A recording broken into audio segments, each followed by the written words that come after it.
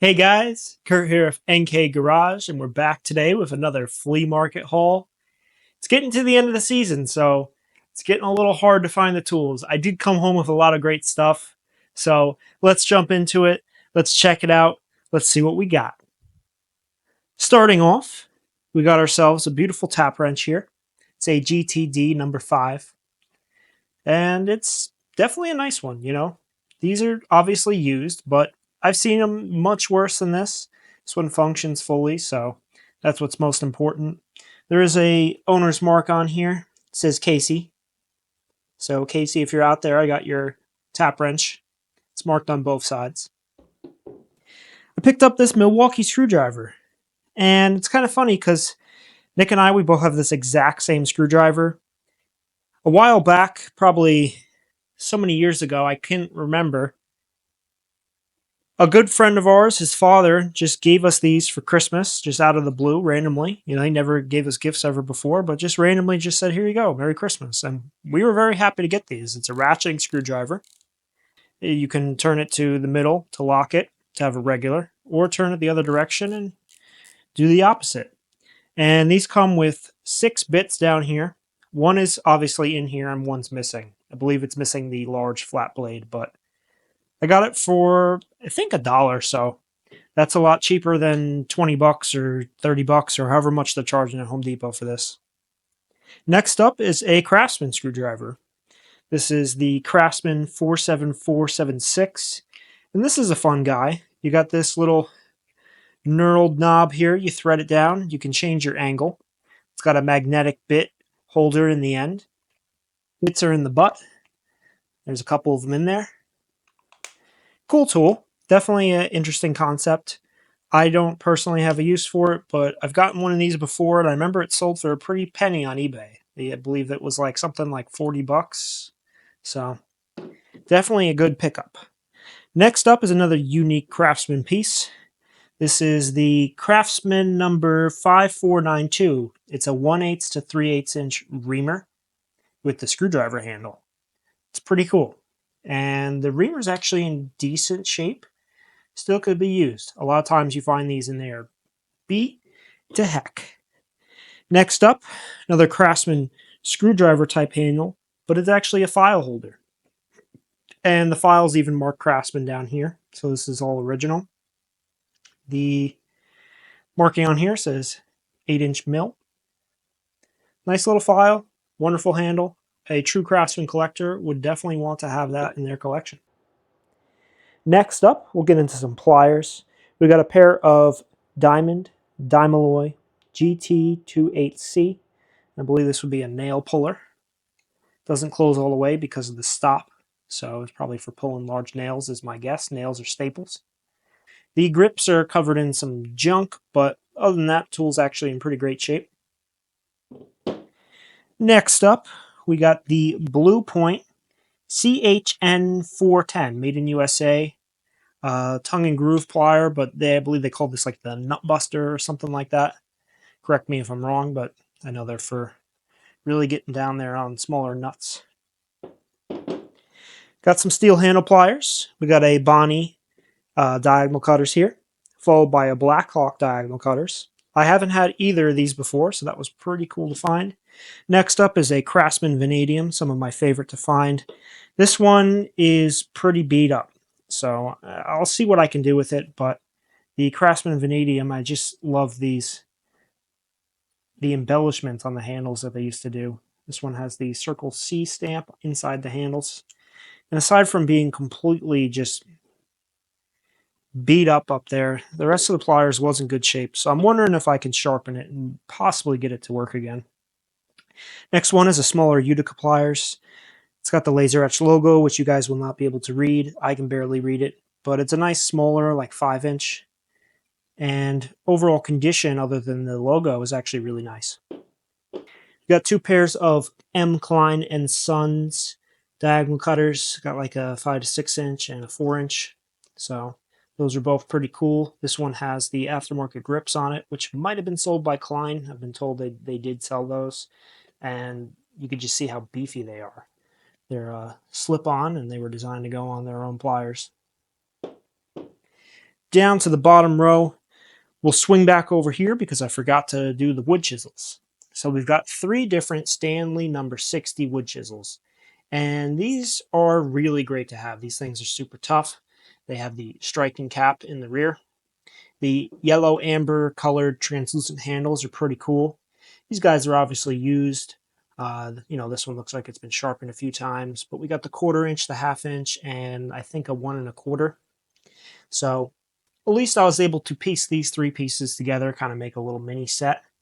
The number 60s are great, but if you can get the number 80s, those are, I've been told, even better. They have the black handles, and they are definitely serious.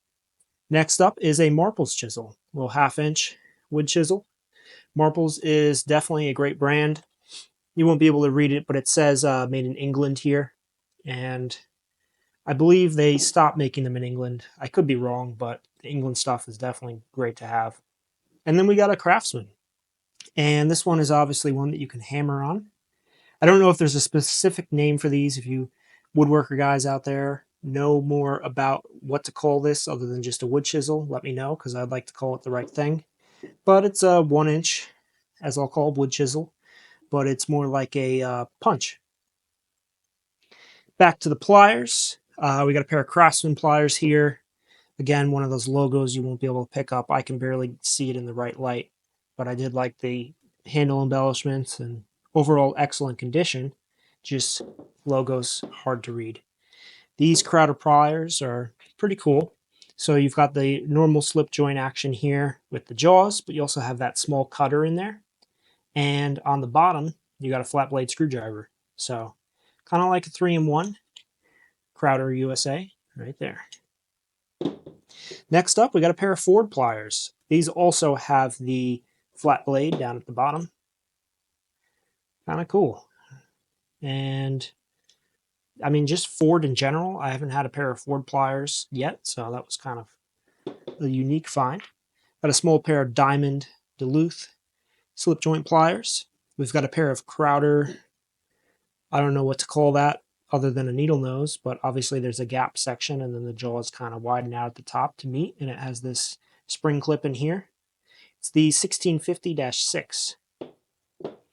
This pair of pliers is made in Sweden. It is the, sorry, I have to look at it. Fellenstrom Eskils Tuna, Sweden. I definitely just butchered that name, but made in Sweden. And then when you flip it over, it's stamped Bell System. So I guess this used to belong to the Bell System, and they were nice enough to go to Sweden for their pliers, I guess. So that was really cool. Never heard of that company. Maybe you guys have. Let me know. And to top it all off, we have a pair of end nippers made by Utica, number 260-6. In great shape, too. I got some ratchets. I'm proud of some and not proud of some others. The Bonnie right here, little 3/8 drive with this little selector switch here. This one works fine. It's the T35. The next one is the Billings, and this is, some people call them the flip-flop ratchets because you have the 1/2 inch anvil that you have to reverse on your own to change direction. And the reason I'm not proud of this is because I brought it home, and there's this hole down here, which I wasn't sure if was stock or not, but when I was there, I thought maybe it was an oil port, and maybe somebody added that in later, but when they drilled that, they cracked the casing here. So I didn't realize that wasn't stock, and now I can tell because it's misaligned. It probably would have been dead on center. And I thought I was just going to be able to put an oil button in there, just a small cap, but the fact that it's got that crack in the casing kind of ruins the condition for me. But I was happy to actually get the anvil because these are hard to find. A lot of times you find these without the anvil, they're missing. And what I did get from somebody else with this was this Craftsman BE, Craftsman underline logo, made in USA ratchet. So I did test this one there. I was playing with it and it was working. Brought it home. I started getting some WD-40 in there and it's given me a little bit of trouble. So sometimes it's just spinning freely. Every once in a while it catches. These are riveted on here, so in order to get in there and clean it out properly, I'll have to grind those off and then re-rivet it later. So I'm definitely thinking about doing that and stealing the plug from the Billings ratchet to make a piece for the collection. I've seen these on eBay in the $30 to $40 range without the anvil, so if I can get it working, I think it would make a good piece and is definitely worth picking up. This next ratchet is a new find for me. It's a New Britain NB54 USA made flex head ratchet for 3/8 drive, and this one works great. So was happy to pick that up. Ratchet works excellent, flexes into the positions. The only thing that is kind of wrong with it is just the chrome is in horrible shape. But I mean, it is a cool ratchet. New Britain used to make tools for the Napa Auto Parts store. So when you used to buy Napa branded tools that had the USA mark, there's a good chance they were made by New Britain. To match my half-inch drive Craftsman BE ratchet, I got a half-inch drive Craftsman BE breaker bar. And this one's actually in superb condition. The bowl detents here are all nice, very tight on the end. Everything clicks in well. The anvil isn't beat or, broken. Everything seems to work. Nice, good, solid, straight piece of steel. Nice knurled handle. Can't complain with that. And then I even got the little Craftsman T handle. Same thing, the underline logo with the BE stamp. So got 3 pieces all from the same era, which was kind of cool. Moving on, I got a couple of clamps. I got a 2-piece set of adjustable 1-inch clamps, C-clamps, and a 2-piece set of the Stanley, kind of sheet metal, kind of riveted together, made in USA, 2-inch clamps. Got 2 adjustables today. We got the 8-inch Proto, number 708, and the 6-inch Craftsman. This one has the LC stamp, so kind of cool. It also has a Y stamp down here. This was my first Crowder wrench. You guys know I'm a big Crowder fan, and there it is, Crowder & Co. Inc. I was very happy to pick this up. It's not in perfect condition, but it's in pretty good condition considering how old this is and, just the condition I usually find these kind of wrenches in. It's also marked Dreadnought down here. So the one big condition issue that this has is some cracks up here in the box end. But it's not like I'm going to actually use this wrench to work on stuff. This is kind of just like a wall hanger. So given that the logo was so clean and the wrench is pretty clean itself, I'm still pretty happy with that. I got this Proto spanner here. If you guys don't know, if you're working on like hydraulic cylinders or even sometimes for machinist equipment and stuff, you need to get around kind of like a cylinder shaped piece that has little slits in it, and you get this on here and then you can turn your part. So this is the C474. We have a couple of these in our collection, but this one seems like a nicer, bigger one, and I got it for $2, so picked it up because I know it's worth a bit more than $2 regardless if we keep it or not. Got some random wrenches here. Got a Craftsman double box, Flying V, Craftsman metric 12x14 USA. Got a Plum 11/16 with the Pebble logo. Got a Challenger wrench 3/4 inch. I think I got one of those a couple weeks ago. Got a Mac 9/16 USA combination, Craftsman 6.14mm USA, and a Craftsman Vanadium double open. Then to finish it off with the wrenches, we've got 4 different S wrenches here. The one on top, I wasn't able to find a brand. It is drop forged on the back. It says made in USA. Then we have a Billings and Spencer, a Williams, and another little Williams down here. And then I picked up 2 lathe, tool post wrenches, lathe wrenches, both made by Williams. And then I'll have to move this little toy here for a second to talk about the hammer. It's a Bonnie USA PF54. I thought this was pretty cool. I don't ever see stuff like this. This cap is a little loose, so I'm going to see what I can do about that. This cap's pretty solid. These should be replaceable, so I thought it was kind of cool. I'm hoping I can find parts for this if we need to replace these later on and figure out. It looks like this one just screws off. So, yeah. If you guys know where I can get parts for this, that would be much appreciated, because this would be a nice piece to keep. And yeah, I guess this one screws off as well. So the base hammer is here. It's not bad. It's got the fiberglass handle, the little rubber grip down here. Nice heavy head, good feel to it. And these are here, so we could use those for now. But like I said, if you guys know where to get these, I would appreciate it. And then we'll swing back down here, take a look at some tools. Just kidding. We got this Plum socket. Only socket I bought today is a big 8-point socket. It's a 7/8 8-point. And we got a nice pair of USA vice grips.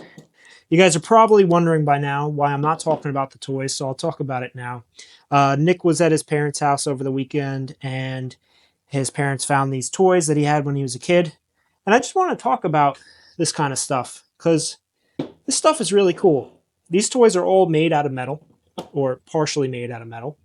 You know, some of them are older than others, but this stuff was so cool. You know, I remember having metal toys as a kid. Nick had metal toys, even though we're not that old, that we still had them. And you don't ever see this nowadays. And I think we should kind of bring this back, because as a kid, that was much cooler of a toy than some junky piece of plastic made in China, shipped overseas for no reason, when we could make this stuff here in the United States. Even if it costs more, it's better to have one good, really high quality toy that you're going to love than to throw out plastic junk every day and just forget about it. So obviously Nick played it with these as a kid all the time, and he still has them as an adult, so he can pass them down to his children. So that's just my 2 cents on that. I think the metal stuff is better. You guys let me know what you think about that, and let me know what your favorite tool of the day is. So let's talk money. What did I spend? This time I remembered to calculate it all out for you guys. I spent $176 at the flea market this week. It cost me $3 to get into this flea market. There is an entry fee, but that's not really that much compared to what I spent. It's getting to the end of the season here. This video won't be out for a couple weeks, but it's almost Thanksgiving here, and the flea market is tough. You know, during the summer, during the big shows in the summer and everything, you got all these guys with all their $1 tables, 50-cent tables, $1 tarps, $2 tarps, bins full of stuff that you get to dig in, and it's all cheap, cheap, cheap, cheap. Well, now it's down to the real serious sellers who are there. They set up their tables nice like this, and they were requiring a heavier price. There are 55 tools here. You divide the 176 divide by that, you get $3.20 a tool. There are some that I only paid 50 cents for, but there are others where I paid up to $20 for, believe it or not. And you know, sometimes I'll grab 3, 4, 5, 6, 10 things from one seller, bring them up, and I pay him $30, $40. So I don't know which ones were more expensive than others. I just kind of knew that I really like some of this stuff. There's definitely some keepers here, and it all just averages out. But you definitely don't find as good deals when those bargain bins aren't there. But I still think we did good. $176 is a hard pill to swallow at first. But then you lay all the tools out and start thinking, you know, this Blue Point pair of pliers. I mean, how much is that on the Snap-on truck? You know, even you go to Home Depot and you buy a 3-piece chisel set, and it's going to be some Chinese garbage, where these will actually last you longer. They're not going to look as nice because they're old and used, but you could certainly clean them up, polish them if you want. It's fun, you know. Some of this stuff, you know, even if we do resell stuff, so the money's here. I would definitely break even, maybe make just a little bit of profit, you know, not winning big here today, but it was fun. I love doing it, and I love showing you guys these tools, and I love just getting them back out there, getting them into use. So thank you guys for sticking around and listening to me ramble on. And if you're not subscribed yet, please hit that subscribe button. It means a lot to us. You know, you'll be able to see our videos every week. It'll make it easier for you, and it's better for the channel in general. You know, we're all about tools here. We're all about the tool community. You know, go check out some of the other small tool channels. You know, they're great too. So that's it for today. We'll see you guys on the next one, and have a great day.